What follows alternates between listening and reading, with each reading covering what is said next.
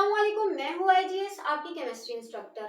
आज हम पढ़ने वाले हैं basic concept of organic chemistry.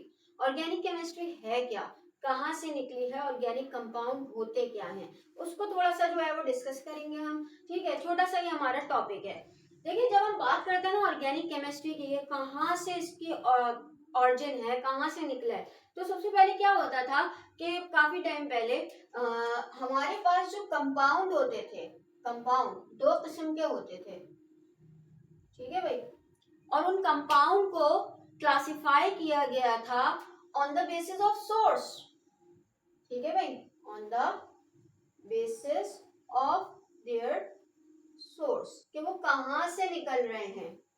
ठीक है, उस हिसाब से दो ही सोर्स थी, क्योंकि अगर हम बात करते हैं बायोलॉजी में किस चीज की क्लासिफिकेशन की, बायोलॉजिकल क्लासिफिकेशन की, तो हम दो ही ग्रुप में चीजों को तोड़ते हैं। वो क्या थी? वो है living thing and non living thing. ऐसा ही है भाई, सेम एज इट इज हमारे पास क्या होता है, कंपाउंड्स को on the basis of their source हम क्लासिफाई करते हैं। इसमें organic compounds, organic compounds and inorganic compounds।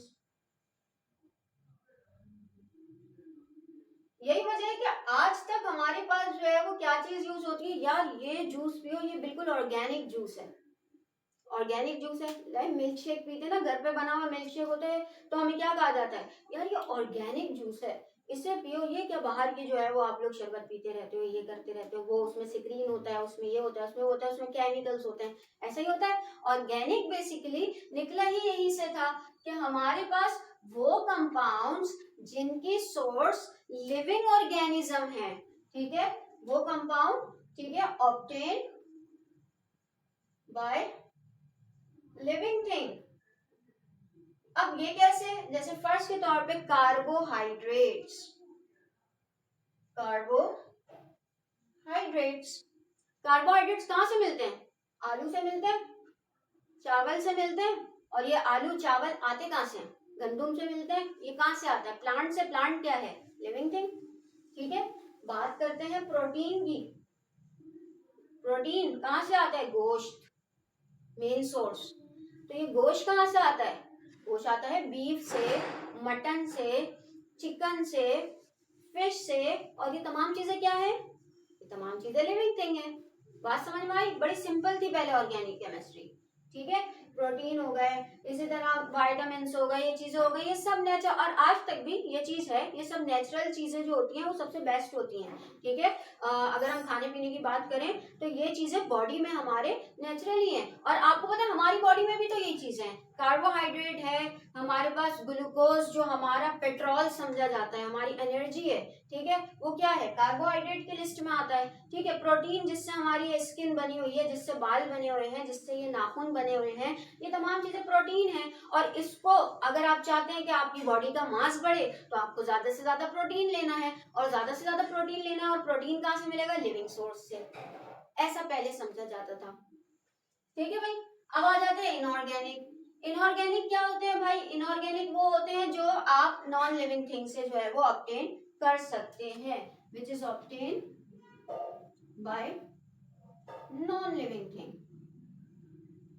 ठीक है, इतनी बात समझ में आई? जैसे कि फर्स्ट के तौर पे सोडियम क्लोराइड, सल्फेट्स हो गए। ठीक है, अब इन सल्फेट में हमारे पास क्या आ जाता है? कॉपर सल्फेट, ठीक है, अमोनियम सल्फेट, ये तमाम चीजें आ जाती हैं। ठीक है भाई, अब क्या चीज है हमारे पास? अब यहाँ पर जो है वो कॉन्सेप्ट थोड़ा सा और आगे बढ़ा। हमारे पास एक साइंटिस्ट थे जिनका नाम था ब्रेजिलियस। उन्होंने एक थ्योरी दी, बड़ी famous theory, which is called vital force theory.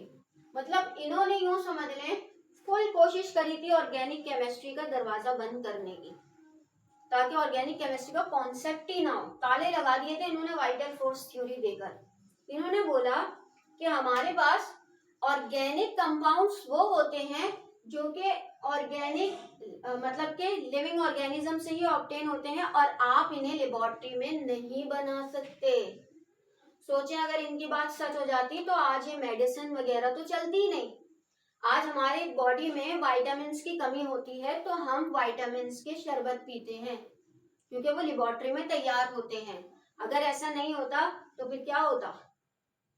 तो फिर हम कहाँ से विटामिन्स लेते हैं? अगर हमें कमी हो गई विटामिन्स की तो फिर हमें इन नॉन लिविंग थिंग पर जाना पड़ता, ठीक है, बकरे ज़िबा करने पड़ते।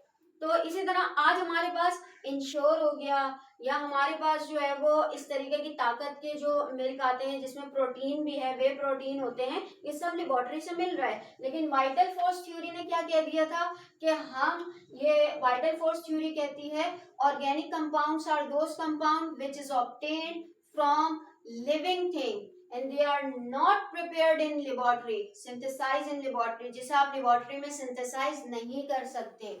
ठीक है भाई, वाइटल फोर्स। अच्छा, इसे वाइटल फोर्स क्यों कहा जाता है? क्योंकि इन्होंने ये बात भी कही थी अपनी इस थ्योरी में कि हमारे पास यानी इंसानों के पास, जानवरों के पास, लिविंग थिंग के पास कोई ऐसी ताकत है गॉड गिफ्टेड कि जो इन कंपाउंड्स को बनाती है। ठीक है भाई, तो इसीलिए इन्हें उसका नाम दिया vital force, the vital force which is god gifted and this power are able to synthesize the organic compounds in living organism. इतनी बात समझ में आई? अब आगे बढ़ते हैं। वाइटल फोर्स थ्योरी हो गई, ठीक है। फिर हमारे पास दूसरे साइंटिस्ट आए, बोहलर। उन्होंने बोला यार अगर ऐसा हो गया तो 2023 में आने वाले बच्चे ऑर्गेनिक केमिस्ट्री कैसे पढ़ेंगे? तो बेसिकली वोलर ने क्या किया, ये सारे ताले जो इन्होंने बंद किए थे खोल दिए। उन्होंने वाइटल फोर्स थ्योरी कैसे गट करी पता है? एक दिन एक इनऑर्गेनिक सब्सटेंस जिसका नाम है अमोनियम साइनाइड। मसला ये था यार, पुराने वक्तों में ना ये लेटेस्ट टेक्नोलॉजीज नहीं थी, तो बेचारे केमिकल्स के साथ ही खेलते रहते थे। अब उनके पास भी अगर होता व्हाट्सएप, इंस्टा और फेसबुक वगैरह, तो इनके पास भी टाइम नहीं होता ये चीजें करने का। लेकिन बहरहाल अब इनका लीजर टाइम था जी, फ्री बैठे हुए थे, तो इन्होंने सोचा क्यों ना यार अमोनियम साइनाइड को गर्म किया जाए। ठीक है, लेके बैठ गए अमोनियम साइनाइड। अब इसको इन्होंने हीट किया। अब जैसे ही इन्होंने इसको हीट किया तो एक सब्सटेंस बना। पता है सब्सटेंस का नाम क्या है? उस सब्सटेंस का नाम है यूरिया, जिसका फॉर्मूला कुछ इस तरीके से होता है। ठीक है, यूरिया। अब मैं यूरिया को थोड़ा सा बता दूं, यूरिया क्या है। Urea is an organic compound. जब हमारी बॉडी में, लिविंग ऑर्गेनिज्म की बॉडी में प्रोटीन टूटता है ना, अब प्रोटीन कैसे टूटेगा? आप लोग वर्जिश कर रहे हैं या आप लोग को एक्सरसाइज जिसे हम कहते हैं, या कोई मेहनत का काम कर रहे हैं या भाग रहे हैं, दौड़ रहे हैं, उस कंडीशन में आप देखते हैं ना आपकी बॉडी में जो है वो टूटने और बनने का प्रोसेस चल रहा होता है, मेटाबॉलिज्म जिसे हम कहते हैं। ठीक है, जिसके दो पार्ट्स होते हैं, कैटाबॉलिज्म और एनाबॉलिज्म। एक तो आपका मास बढ़ता है, ठीक है, प्रोटीन आपस में मिलकर आपके मास में स्टोर होते हैं, ये एनाबॉलिज्म कहलाता है। और कैटाबॉलिज्म यानी कि आपके जिस्म से चीजें टूट रही होती हैं, मसल्स टूट रहे होते हैं, तो वो कैटाबॉलिज्म। तो प्रोटीन जब टूटता है, पुराना हो जाता है, नया बनता है, पुराना हो जाता है, नया बनता है। तो प्रोटीन टूटता है ना, तो टूटने के बाद अमाइनो एसिड से यूरिया में चेंज हो जाता है। तो यूरिया तो इसका मतलब ऑर्गेनिक कंपाउंड है, इसे तो हमारी बॉडी बनाती है और लिविंग ऑर्गेनिज्म की बॉडी बनाती है। लेकिन वोहलर साहब ने इसे लेबोरेटरी में तैयार किया और ये साबित कर दिया कि नो, वाइटल फोर्स थ्योरी को अब आगे नहीं चलना, हम इसको तैयार कर सकते हैं। लेकिन वोहलर की इस इन्वेंशन के बाद बहुत फायदे हुए, क्योंकि हमारी बॉडी में किसी भी केमिकल की कमी हो जाए तो आज हमारे पास वो केमिकल्स दवाई की सूरत में बाहर मिल जाते हैं। विटामिन डी की कमी हो जाती है, क्या करते हैं भाई विटामिन डी के लिए? क्या है, सूरज के आगे बैठ जाते हैं क्या सारा सारा दिन विटामिन डी मिलेगा? या बहुत सारा कोलेस्ट्रॉल जो है वो हम कंज्यूम करना शुरू कर दें कि यार कोलेस्ट्रॉल हमारा चेंज होगा विटामिन डी में? नहीं, हम सीधा सीधा क्या करते हैं, किसी को ज्यादा मसला हो जाता है विटामिन डी के इंजेक्शन लगवा लेता है, क्योंकि विटामिन डी एक ऑर्गेनिक कंपाउंड है जिसे लेबोरेटरी में तैयार कर लिया जाता है अब। ठीक है, तो इसलिए ऑर्गेनिक केमिस्ट्री का कॉन्सेप्ट यहाँ से निकला। फिर इन्होंने एक न्यू डेफिनेशन दी ऑर्गेनिक केमिस्ट्री की कि it is the study of hydrocarbon, study of hydrocarbons. Hydrocarbon से क्या मुराद है? हाइड्रोकार्बन से मुराद है कार्बन एंड हाइड्रोजन।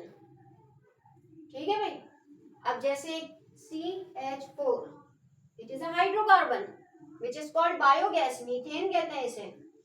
अच्छा, तो organic chemistry is basically the branch of chemistry in which we study about the hydrocarbons and their derivatives. अब derivative से क्या मुराद है? CH4 एक रिएक्शन के बाद चेंज हो जाता है कार्बन टेट्राक्लोराइड में, and this carbon tetrachloride is come from this. अब हाइड्रोजन नहीं है देखा जाए इसमें, लेकिन ये हाइड्रोकार्बन के डेरिवेटिव्स हैं, और ये तो एक छोटी सी वो है। इस तरह करके हमारे पास लाखों करोड़ों कंपाउंड्स हैं जो बेसिक कंपाउंड्स बेसिक हाइड्रोकार्बन से मिलकर बनते हैं। तो ये पूरी फिर हमारे पास ऑर्गेनिक केमिस्ट्री निकली। फिर इनके नाम, नोमेनक्लेचर, इंशाल्लाह अगली क्लास जो है वो हम नोमेनक्लेचर पर ही रखेंगे, नोमेनक्लेचर होता क्या है, फिर थोड़ी बेसिक डेफिनेशंस जो आती हैं इससे रिलेटेड उनको भी हम डिस्कस करेंगे।